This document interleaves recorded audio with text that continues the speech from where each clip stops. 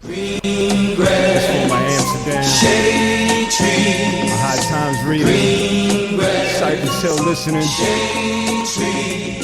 Ha!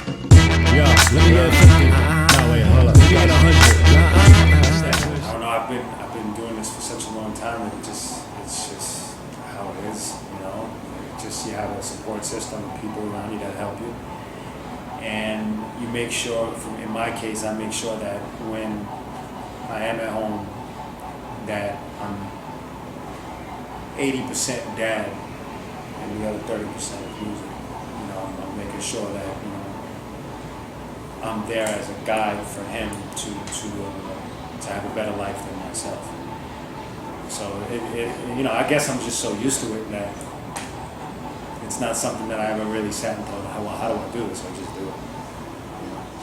Between heaven and hell. The first star that I got to meet was Crazy Legs from the Rocksteady crew. I was raised in the Bronx, and a friend of mine used to hang with different members of Rocksteady. I was a kid. I was just a kid, and he had brought Crazy Legs to my house on my birthday.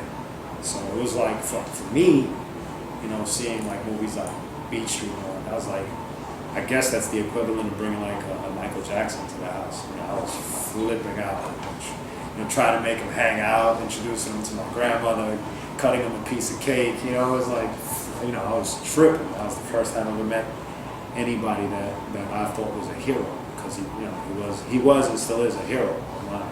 Even now, we're close friends now, but back then it was just even more so. I didn't even know him at the time.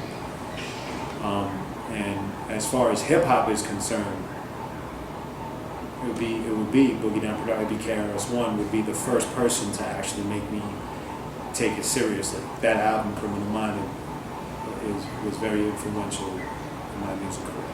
It was a big, like, turning point for me. Between heaven and hell. Man, I've been listening to Alice in Chains' Dirt like crazy. I just love that album. Today I actually put on Criminal Minded because tomorrow marks the anniversary of Scott LaRock's death from the original Boogie Down Productions. My iPod has everything. It depends on the mood. If I'm tidying up the place, I might throw on John Coltrane because I don't want to hear any words. And I'll run through the house and do what I got to do.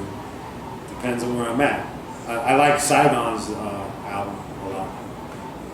I like that. I like the Heavy Metal Kings joint a lot, and Slane's album is banging. So it's a mixture of things, A little Soundgarden in there, A little Kill Switch Engage. Let me see. That's all I can think of right now. Between heaven and hell. Went over there used to be a roller rink called Stars Roller Rink in the Bronx, underneath the Whitestone, the Bruckner Expressway. And I remember we were all like, you see all the kids on the roller rink floor, we were all trying to learn how to backspin. So that was the one that I would practice, because there's a certain way to get it perfect. You know what I mean? There's, you could do it, but to get it like perfectly, actually, it looks like, if I was a judge in the Olympics, it would look like a perfect 10.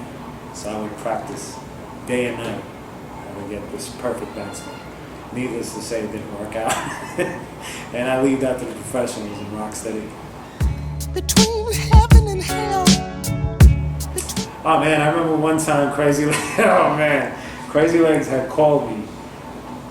There was a time when I was actually filling in, dancing wise, and I ended up doing 3 music videos. One of them Bobbito got for The Arsonist to break, which was cool.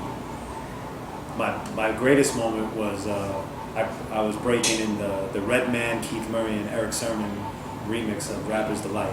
I'm the b-boy in the blue jumpsuit. So that was a great moment. I remember I was on point, I was practicing hard, I really wanted to do good, and it was cool. Like for my standards, I'm not nowhere near close to how a real b-boy moves. But the most embarrassing one was I was working at Fat Beats, and Crazy Legs had called me. He's like, "Yo, I got an emergency. I need you to help me out." I was like, "What's up?" He's like, "MTV needs 2 members of Rocksteady to dance for Fatboy Slim live right now. I'm like, yo, man, I'm not the guy for that.